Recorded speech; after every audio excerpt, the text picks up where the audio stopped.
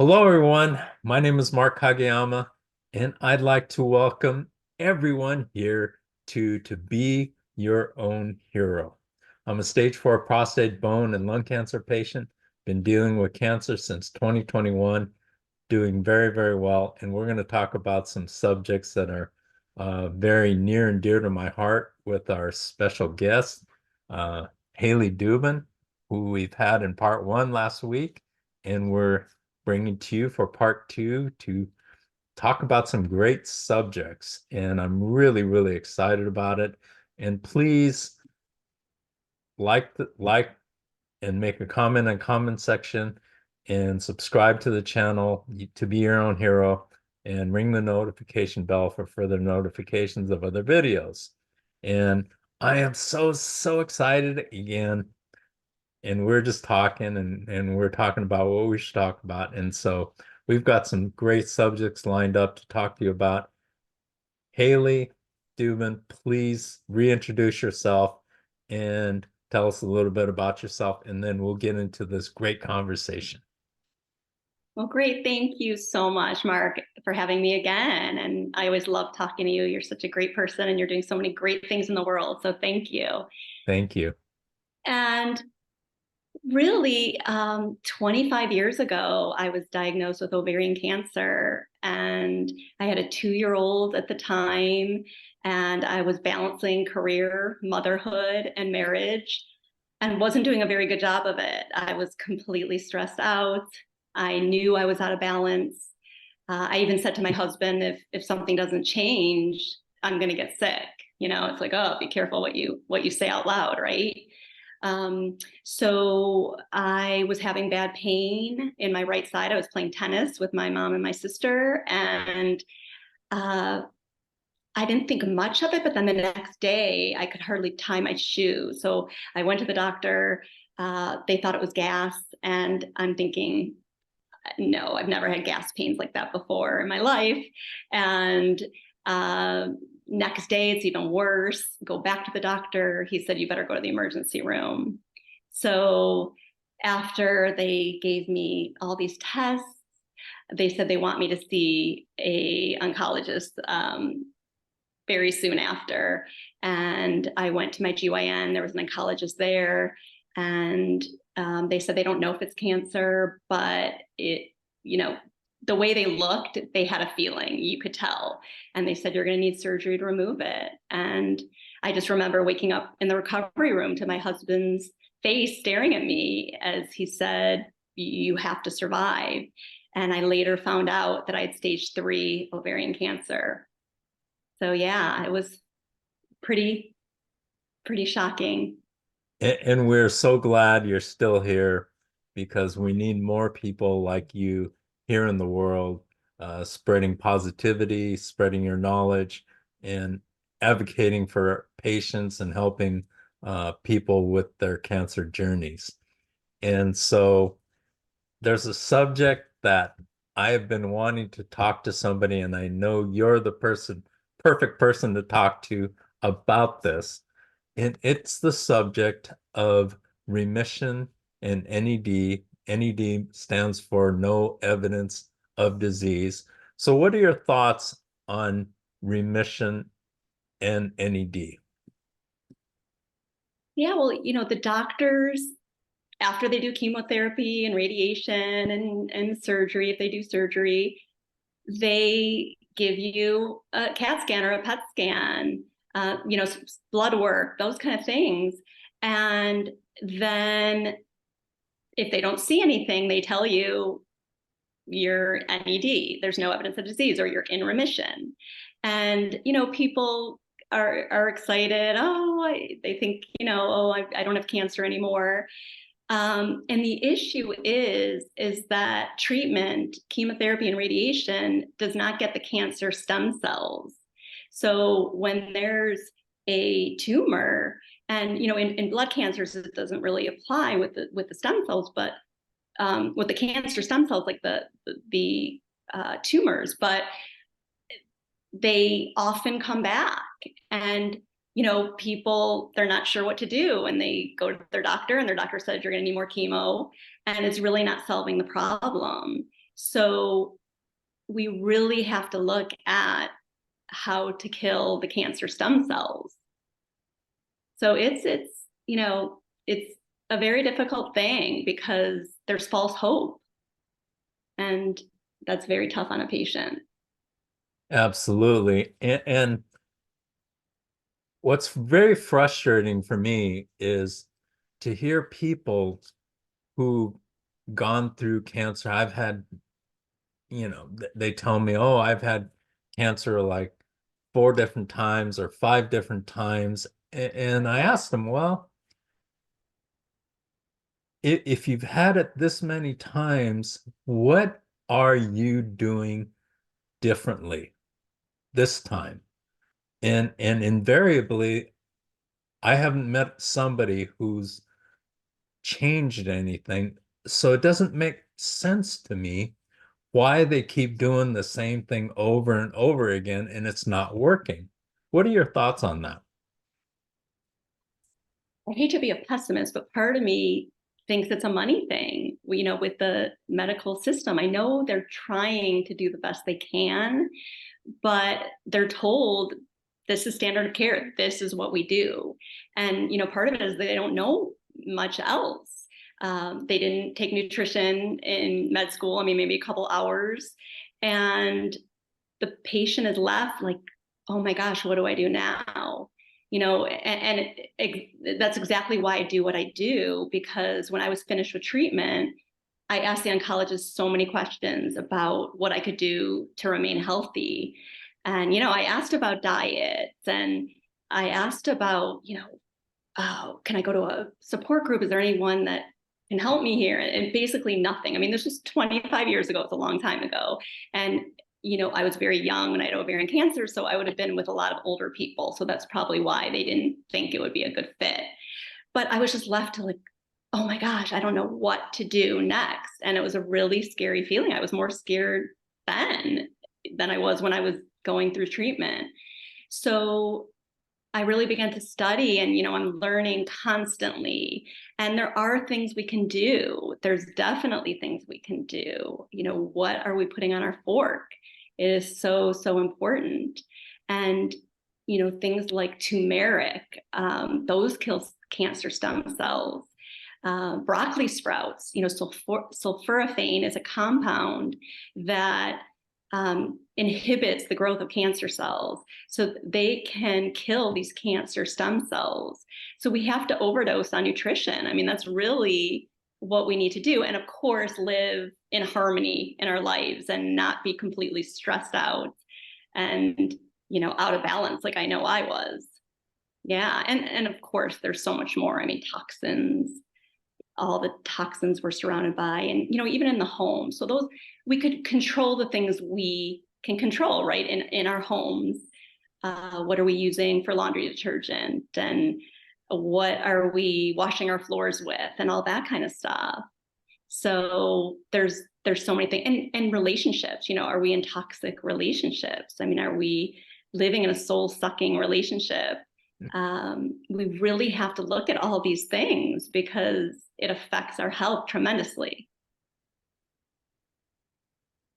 One of the things that really bothers me is I talk to a lot of patients who tell me this, and they say, oh, I've gone through all the cancer treatments and everything like that, and I'm NED or in remission.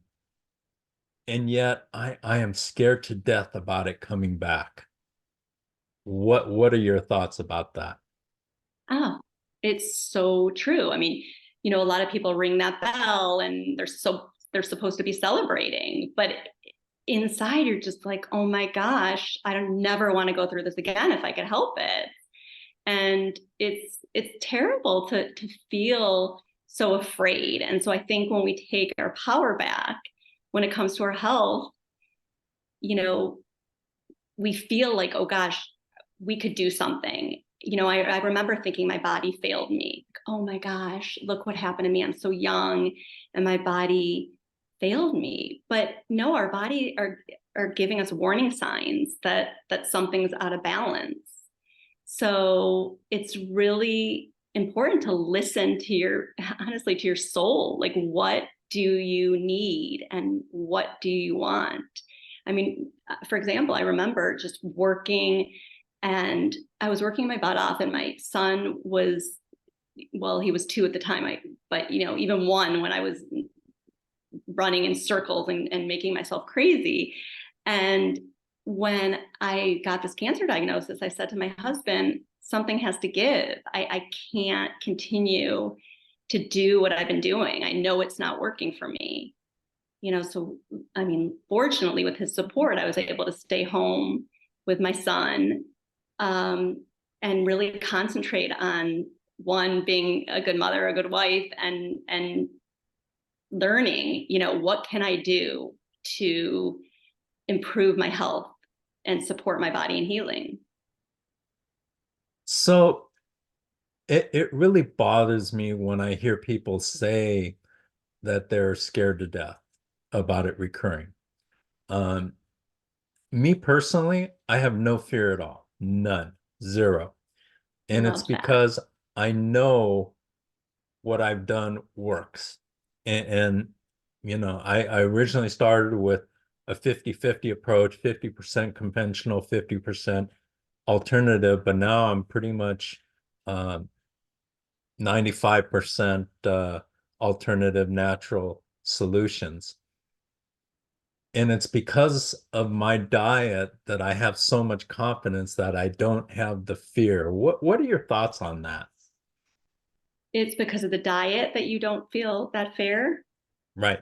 Yeah, because again, like I said before, you're doing something, you're taking your power back when it comes to your health. You're eating nutritious foods that help boost the immune system and protect ourselves from free radical damage, like all those colorful fruits and vegetables. Those are nutritional powerhouses. So, I think it's lack of information. I mean, granted, we have too much information. People can go on Google, Right. and I think that's way too overwhelming, because one place will say you have to be raw, or you have to be vegan completely, and others promote good clean meat. So you have to really look at what is best for you. And there are tests out there now. Nutrition Genome is a great test, and you can, it's not a fortune. I think it's like maybe a few $100s, and I'm not saying that's cheap, but for you to know, what are those foods that are best for you? What are those vitamins and minerals and all that kind of stuff? So there's so much we can do now. And I think you have to get support. Not everyone can do it on their own, and that's okay. It's not for everyone. You probably did a lot on your own, and you were motivated enough, like, I got to figure this out, but not everyone is. Yeah, and it's hard because everybody's different. So what may work for me may not work for you. And that's the hard thing. And everybody's cancer is different. Everybody has, no two people are the same, because you're going to have different circumstances as far as your diet and everything like that. Prior to getting cancer, I was a vegan for 10 years. I thought I had the greatest diet in the world. And I was like, in my mind, I was like invincible. Oh, I'll never get cancer. And then when I got cancer really bad, I had to look in the mirror and say, if my diet was so great for me, why is my cancer so bad? And that was a really hard question that I had to ask myself. And when I finally came to terms with it and accepted that I had to change, that's when I started on a positive trajectory. What are your thoughts on that? Oh, yeah. I mean, it's amazing because I hear that so much. People thought they were eating so healthy. They thought they were healthy before they got cancer. But if you get a cancer diagnosis, you're not healthy. You were not healthy Right. before. There's too much out of balance. And like you said, there is not one diet that is right for everyone. we are bio individuals, and what works for one doesn't necessarily work for another. So it's about, testing and assessing and looking at different patterns. What are you feeling bloated after you eat? What is your digestion like? Do you have brain fog? Or are you exhausted after you eat? That's a really big sign. Blood sugar balance. So there's so much involved, but it's, you have to really want to change. And look what you did. I mean, you said to yourself, I had the healthiest diet. What happened? But you figured it out. You didn't just say, oh, I give up because that's supposed to be the healthiest diet and I still got cancer, Mm-hmm. And I think what's so important is to use your bathroom mirror as a reality check and look and talk to yourself honestly. And I didn't do that until I got cancer. And then I was having daily talks with myself, trying to figure this thing out. And that helped me tremendously is to look in the mirror and look who I was that particular day. So I took every day as its own. And I look back on my earliest videos. I started doing my videos when I was at my worst and I was really sick. And it's everybody who does that and looks back at my first videos say it's shocking how bad you were, but I didn't feel that it was that bad, but everybody's telling me, and I look back and I realize it was that bad. And uh, so yeah. and what made you, just out of curiosity, look in the mirror like that? And I mean, did you read Louise Hay or somebody like that No, mirror work, that kind of thing? no. No, you just intuitively said, I need to really look at myself. Yeah, yeah. I mean, and that was a big thing for me, was to um just look at myself every day and say, what am I going to do to improve things, to get better, and what can I do? And that was a very important thing, which I've carried to today, because we can all, no matter what position we're in, we could always improve. We could always improve with knowledge. There's so much knowledge to be learned every day. And I was starved for knowledge, and I still am starved for knowledge every single Yes. day, because it's impossible to learn all of it. And you have to come to a point where you could learn how to sort information and figure out, you know, is this going to work for me? Is that going to work for me? What I did is I tried so many things, and I tried it for a period of time. For instance, acupuncture.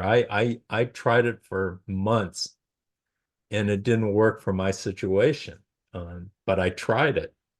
I Right. tried hypnotherapy. That did help.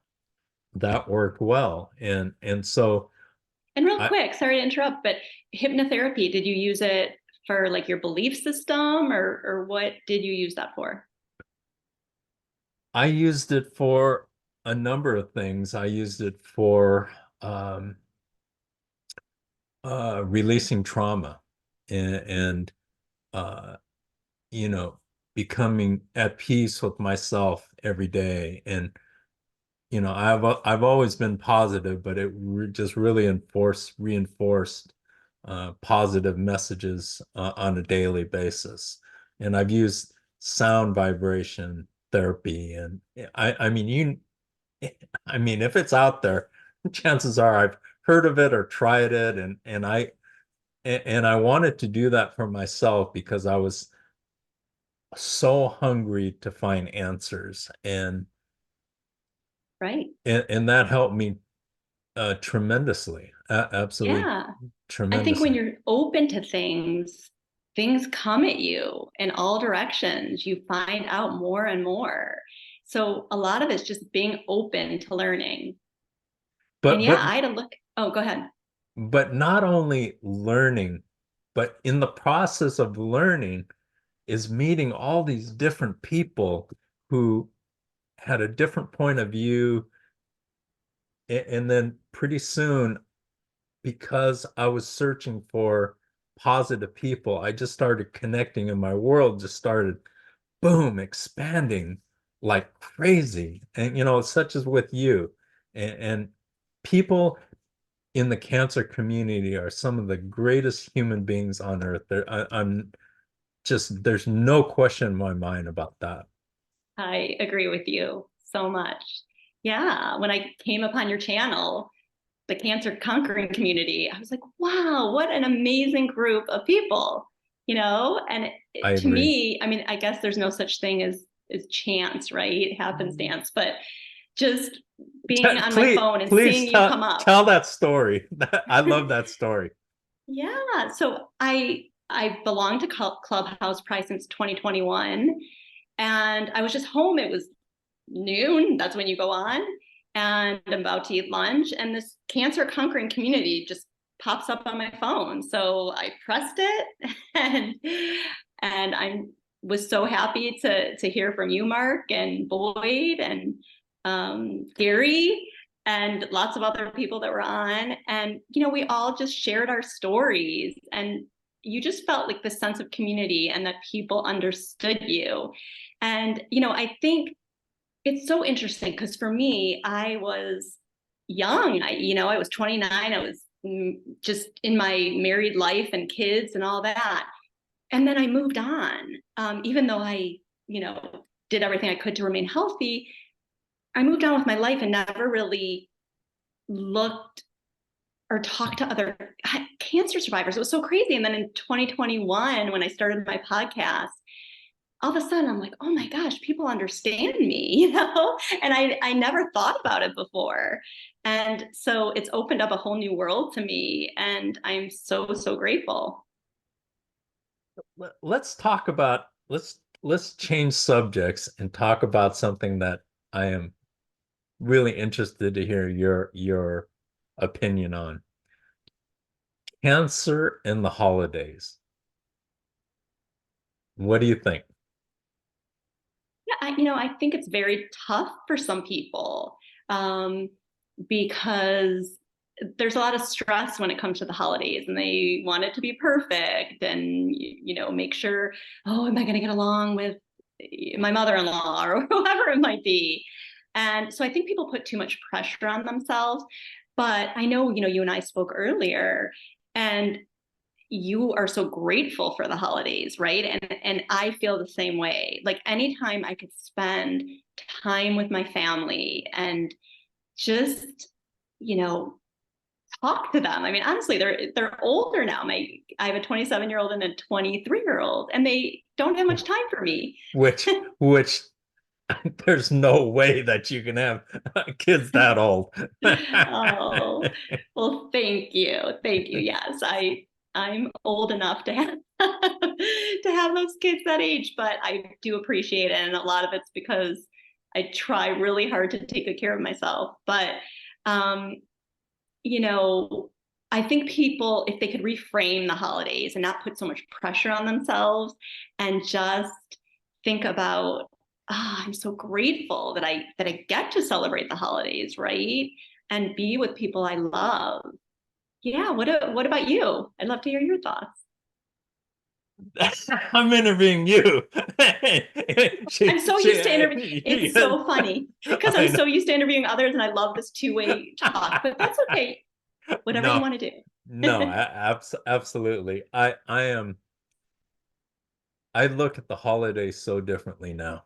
Uh, I look at every day so differently because I used to take every day for granted, and now I don't take any day for granted.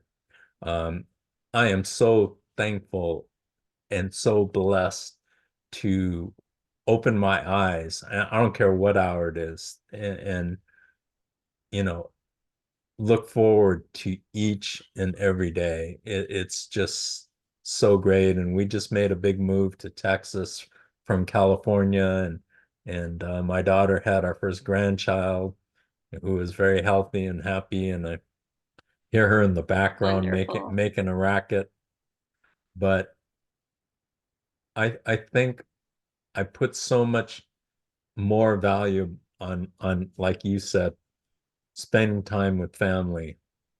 And uh, when we're actually here with our daughter and son-in-law, and I wish our other uh, daughter and son-in-law was here, but it's just so wonderful. It's I mean I'm just overflowing with gratitude. Oh, I love that. And yeah, I think if we say to ourselves, we get to do this instead of I have to do this. Oh my gosh, I have to get dinner ready and I have to get all the presents wrapped and whatever it is.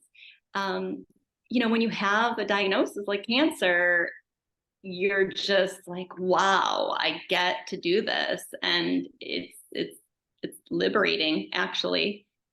And I think more people, I think, there's a lot of people like you, there's a lot of people like me, but then there's people who kind of go back into their, crazy life the way it was. And it's so important to really take a good hard look at your life and make changes and ask yourself why, how did this happen, and not to blame yourself, but to look at the things that you can change. And I mean, gratitude is just such an amazing practice. And like you said, you end up meeting these other amazing people. You attract like people that are similar to you, and it's just all good. I think the thing that I am most thankful for, and to you would understand it, and other people have gotten cancer, but for me and my life, I feel that in some ways, and this is going to sound crazy, I am in some ways, I don't know if the word is glad that I got cancer, because nobody's glad that they get cancer, but the experience of having cancer, having faced death, head on, was such a good thing for my life, because I really didn't understand the important things in life before I had cancer. Mm. I I, think so many of us are that way because we're just working and trying to prove ourselves and not really living our most authentic lives. We're doing things for everyone else, or what does it look like? I'm successful or whatever it is for that person. So it does, it changes you. And I talk to a lot of people who say it was a blessing. Although I would have never wanted it, there were so many blessings that came from it. right, right. And it's, believe me, if you can avoid getting cancer, please avoid it, because Yes. the testing, the invasive testing, the procedures and everything, they are awful. I mean, there's no other way to put it. It's like I always thought every time I had a procedure was like, how in the world did any human being think of to do this to another human being? It just it just never made sense to me. Yes, you are right. You are right. So if you were to leave a message for the holiday for the world, what would it be?